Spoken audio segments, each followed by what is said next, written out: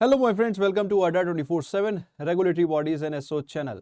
I'm your Veer. I'm here with a very requested session by the NABARD aspirants. जी हाँ दोस्तों, NABARD का examination आ चुका है, मतलब आने वाला है कमिंग डेज में। और NABARD के साथ साथ एक क्वेरी जो मेरे पास सबसे ज़्यादा आती है वो है डिसीजन मेकिंग के रिगार्डिंग, है ना। तो इस सब्जेक्ट की कितनी रेलेवेंस है आपकी प्रिपरेशन में, क्या इसका सिलेबस है, क्या इसकी सोर्सेज हो सकती हैं, सभी के बारे में मैं बात करूंगा। Without wasting any time let's get started. Start करने से पहले दोस्तों एक छोटी सी रिक्वेस्ट है, अगर आप चैनल पे नए हो तो जल्दी से चैनल को सब्सक्राइब कर लो, वीडियो को लाइक कर दो और ये रहा मेरा टेलीग्राम ग्रुप का QR कोड, उसको स्कैन करके ज्वाइन कर लो। इसके थ्रू मैं आपको फ्री कंटेंट भी प्रोवाइड करता हूँ। मोर ओवर आप इसके थ्रू मेरे को पर्सनली रीच आउट भी कर सकते हो। कोई आपके डाउट है, मन में कुछ आ रहा है तो आप मेरे को मैसेज भी कर सकते हो and I will reply to your query. And अगर आपको हमारे किसी कोर्स में एनरोल करना है तो द कोड इज Y581। बाकी मैक्सिमम डिस्काउंट के लिए कैसे ज्वाइन करना है वो मैं आपको बताता हूं एंड ऑफ द सेशन। अभी बात करते हैं डिसीजन मेकिंग के बारे में। तो देखो, डिसीजन मेकिंग एक ऐसा सब्जेक्ट है जो नाबार्ड के एस्पिरेंट्स थोड़े से परेशान रहते हैं, यार सर ये कैसा सब्जेक्ट आ गया, ठीक है, because they are preparing for suppose अगर उन्हें प्रीवियस एक्सपीरियंस रहा है तो बहुत ही अच्छी बात है, ठीक है। अदरवाइज ये बिकॉज नया सा सब्जेक्ट लगता है नए एस्पिरेंट्स को, तो उनके मन में एक डाउट आता है, सर ये सब्जेक्ट कैसा है, क्योंकि मार्केट में क्या र्यूमर्स होती हैं कि यार इस सब्जेक्ट को में क्वालिफाई करना बड़ा डिफिकल्ट होता है, यार हमारी ओवरऑल कट ऑफ तो क्लियर हो गई थी, डिसीजन मेकिंग में हम मार खा गए थे, है ना। तो इस वजह से क्या है कि बहुत बच्चों के मन में डाउट्स आ जाते हैं प्रिपरेशन को रिलेटेड कि यार मेरिट सेक्शन में एफर्ट्स मारें या ये जो नॉन मेरिट सेक्शन वाले जो ये सब्जेक्ट्स हैं उनमें ज़्यादा एफर्ट्स मारें, क्योंकि यार अल्टीमेटली सारे में क्वालिफाई करना जरूरी है। तो पहली चीज़ रेलेवेंस तो है, इस सब्जेक्ट की रेलेवेंस तो है, लेकिन ट्रस्ट मी उतनी रेलेवेंस नहीं है जितना बैगेज आप अपने दिमाग में कैरी कर रहे हो। This is the reality. Decision making कोई ऐसा बहुत तोप वाला सब्जेक्ट नहीं है जिसमें अगर नहीं किया तो पता नहीं क्या हो जाएगा। ट्रस्ट मी, अगर आप वहां पे अपने सेंसेस से भी काम करोगे तो शायद कट ऑफ क्लियर करके ले जाओ। उसके अलावा कोई हार्ड एंड फास्ट रूल नहीं है। हाँ, कुछ क्वेश्चंस ऐसे होते हैं जो सब्जेक्ट ओरिएंटेड ही होते हैं और उन्हें करने के लिए हमें थोड़ी सब्जेक्ट नॉलेज चाहिए। तो वो सब्जेक्ट नॉलेज हम कैसे एक्वायर कर सकते हैं बेस्ट पॉसिबल मैनर में, तो वो मैं आपको बताने वाला हूं, ठीक है। तो रेलेवेंस तो है, लेकिन इतनी रेलेवेंस नहीं है जितना टेंशन आप अपने दिमाग में कैरी कर रहे थे। 4 से 5 घंटे के अंदर आप ऐसी तैयारी कर लोगे कि इस सब्जेक्ट में बड़े आराम से स्कोर कर सकते हो, ठीक है। तो रेलेवेंस पॉइंट के रिगार्डिंग टेंशन खत्म हुई तो सिलेबस पे आ जाऊं, है ना। तो सिलेबस के बारे में बात कर लेते हैं। क्रिस्प सेशन रखूंगा, आप लोगों की टेंशन कम करने आया हूं, बढ़ाने नहीं आया, है ना। तो भाई क्रिस्प सेशन के बारे में अगर हम बात करें तो सिलेबस क्या हो सकता है, ठीक है। सबसे पहले इसका meaning, what is the meaning of decision making, what are the steps in decision making, what are the types of decision making, what are the approaches of decision making, ठीक है, what are the techniques of decision making, there are so many techniques, and the relevance of decision making in business environment, ठीक है। then there are certain theories also which would help in decision making, ठीक है। इतना कर लिया तो it is more than sufficient. इतने की भी अगर आपको अंडरस्टैंडिंग आ गई तो this is more than sufficient. Decision making होता क्या है, इसमें स्टेप्स क्या इन्वॉल्व होते हैं, किस किस तरह की डिसीजन मेकिंग होती है, कौन कौन से लेवल पे डिसीजन मेकिंग होती है, इसके रिगार्डिंग हमारी क्या अप्रोच रहती है, ठीक है। Even what are the conditions आती हैं, कंडीशंस फॉर डिसीजन मेकिंग, ठीक है। What are the techniques that help you in the decision making, जैसे बहुत सारी अप्रोचेस होती हैं, टेक्निक्स होती हैं, ठीक है। क्वालिटेटिव टेक्निक्स, क्वांटिटेटिव टेक्निक्स, ठीक है। देन बिजनेस एनवायरनमेंट के अंदर डिसीजन मेकिंग को हम थोड़ा सा डिस्कस करते हैं। Business environment and decision making, and business environment के रिगार्डिंग बहुत सारी थ्योरीज भी होती हैं जो डिसीजन मेकिंग से रेलेवेंट है। इसी तरह डिसीजन मेकिंग कौन लेता है, जैसे मैं लेवल्स के बारे में बात करूं, top management, lower management, middle management. इसी तरह यहाँ पे फिर लीडरशिप का रोल आ जाता है, क्योंकि अल्टीमेटली डिसीजन कौन लेते हैं, लीडर्स लेते हैं। तो टाइप ऑफ लीडरशिप भी यहाँ पे अपने को समझ में आ जाता, मतलब पढ़ना चाहिए, ठीक है। ऐसे पढ़ने को तो बहुत ही वाइड सिलेबस हो सकता है। पढ़ने को तो एक तरह से decision making is a topic under the heading management.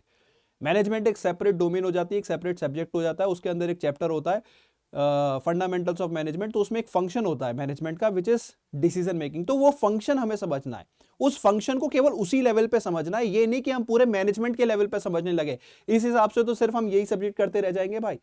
तो अगर मैं आपको ये जो सिलेबस दिखा रहा हूं, इंडिकेटिव सिलेबस, अगर आपने ये भी कर लिया तो आई थिंक आपको कितने मार्क्स चाहिए यार, 10 में से 2 तो बड़े आराम से आ जाएंगे, है ना। तो सिमिलरली देखो, रेलेवेंस समझो कि आपको 10 में से 2 से ज्यादा है, लेकिन अब आपके मन में आ रहा होगा सर 2 भी ना आए तो हमें तो कंटेंट चाहिए, और कंटेंट ऐसा चाहिए जो 4 से 5 घंटे 6 घंटे के अंदर खत्म हो जाए, ताकि मैं एक दिन पहले भी करूं तो मतलब मेरा काम बन जाए, काम बनने से मतलब है ना यार, एफर्ट्स को कैसे, क्योंकि 20 तारीख में आपका एग्जामिनेशन है, प्रीलिम्स, इतने में अगर इतने सारे सब्जेक्ट करोगे तो कैसे बात बनेगी। करंट अफेयर अपने आप अलग हेडक दे रखा है, एआरडी अलग हेडक दे रखा है ना, तो रिलेवेंस फिर इंपॉर्टेंट हो जाती है। तो भैया सोर्सेस के रिगार्डिंग फिर मैं आ जाता हूं, इंपॉर्टेंट बुक्स वगैरह। तो यहां पे मैं देखो कोई इंपॉर्टेंट बुक लिस्ट नहीं देना चाहता, अगर आप चाहोगे सर्च कर लेना डिसीजन मेकिंग बुक लिस्ट, शायद मेरी कोई वीडियो आपको मिल जाए उसमें इंपॉर्टेंट बुक्स दिख जाएंगी, लेकिन उन बुक्स को करने गए ना तो 20 दिसंबर तक वही बुक्स ही करते रह जाओगे भाई। तो मैं आपको कोई फर्जी की बुक्स नहीं बताने वाला, मैं आपको सिंपल क्रिस्प सॉल्यूशन बताने वाला हूं। अगर आपको पसंद आए तो ठीक है, नहीं पसंद आए तो ball is in your court. पहला सॉल्यूशन है भैया चैट जीपीटी। अगर सेल्फ स्टडी कर रहे हो तो चैट जीपीटी पे ये टॉपिक डाल देना, ठीक है, और इनकी थोड़ा सा डिटेल्ड थ्योरी मांग लेना, ठीक है।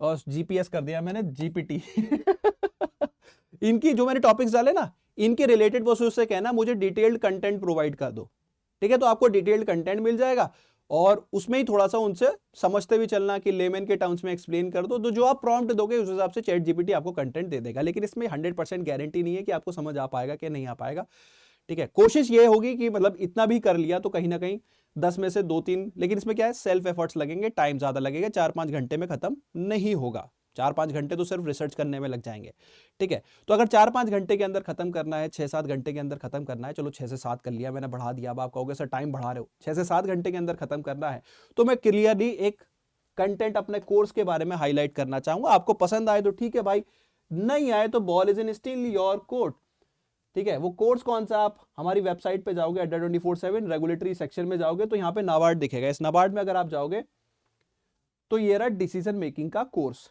ठीक है। इस कोर्स के अंदर ऑलरेडी आपको 15 घंटे की क्लासेस दिख रही हैं, जिसमें 15 घंटे की क्लासेस नहीं है, थ्योरी तो 7-8 घंटे की है, देन कुछ क्लासेस जो है प्रैक्टिस की क्लासेस भी है, मतलब इसके अंदर प्रैक्टिस एमसीक्यूज भी है, ठीक है। बाकी अभी मैं एक बार कंफर्म कर लेता हूं, यहाँ पे आपको शायद मॉक टेस्ट भी मिलेंगे डिसीजन मेकिंग से रिलेटेड, तो अलग से आपको टेस्ट भी मिल जाएंगे प्रैक्टिस के रिलेटेड। बाकी यहां पे अब क्या होने वाला है, हमारी जल्दी ही इसमें लाइव क्लासेस भी स्टार्ट होने वाली हैं, तो मैं एक लाइव एनवायरनमेंट में भी आपको पूरा कंटेंट कराऊंगा। और इसकी प्राइसेस देखो यार, one of the most affordable course, किसी बुक की प्राइस से आधा ही होगा। अगर आप मार्केट से कोई बुक खरीदोगे ना तो उससे आधा ही होगा, जिसमें आपको लाइव क्लास, मतलब रेफरेंशियल देखो तो लाइव क्लास भी है, रिकॉर्डेड कंटेंट भी है, पीडीएफ भी है, प्रैक्टिस एमसीक्यूज भी है, और शायद आपको, मैं भी इस फीचर के बारे में श्योर नहीं हूं कि वैसे आई थिंक मिलेगा ही आपको, फिर भी एक बार मैं क्रॉस चेक कर लूं, ठीक है। तो जब यहां पे शो हो रहा है तो आई थिंक मिलेगा ही। तो इस प्राइस पे आपको decision making I don't think कोई देने वाला है। बाकी इस कोर्स को और भी अफोर्डेबल कैसे बना सकते हो, तो भैया उसके लिए सिंपल सा एक कोड है Y581। इस कोड को लगाते ही प्राइस हो गई 459, और अगर आप ऐप के थ्रू बाई करोगे तो और भी कम हो जाएगी, ठीक है। तो बड़े ही रेलेवेंट सी प्राइस है, जो आपको समझ में आए, ठीक है तो ठीक है, नहीं आए तो कोई बात नहीं। फ्री गाइडेंस तो यूट्यूब चैनल पे हमारी आएगी, जब मैराथन सेशंस वगैरह आएंगे आप वहां से भी प्रैक्टिस कर सकते हो। लास्ट टाइम हमारी मैराथन सेशन से ही बहुत सारे क्वेश्चंस, मतलब 3 से 4 क्वेश्चन एज इट इज आ गए थे, ठीक है। बच्चों के अगर आप फीडबैक देखेंगे, जो हमारी मैराथन सेशन है यूट्यूब पे मिलती है यार, यूट्यूब पे जाके देखो, उसमें आपको बच्चों के फीडबैक मिल जाएगा, कहानी खत्म, है ना। तो उससे भी शायद अगर हमारी जब मैराथन सेशन आए, शायद उससे भी आप सही अप्रोच के द्वारा तैयारी कर पाओ। लेकिन बिना कंटेंट के प्रैक्टिस करना इट्स नॉट रेलेवेंट, ठीक है। भले ही मैं मानता हूं कि क्वालिफाइंग सेक्शन है, थोड़ी बहुत रेलेवेंस तो है ना भाई, तो प्लीज टेक इट सीरियसली। ऐसे स्टूडेंट्स मैंने देखे हैं जो नाबार्ड में सिर्फ डिसीजन मेकिंग के टाइम पे ही रिजेक्ट हुए फर्स्ट अटेम्प्ट में, और जब डिसीजन मेकिंग इंप्रूव हुआ तो now they are working in NABARD.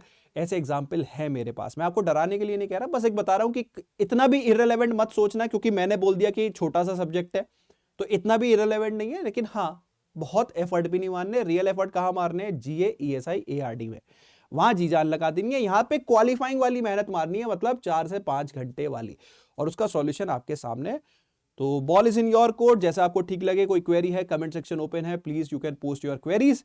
तो thank you so much, bye bye, take care, have fun, wish you all the very best.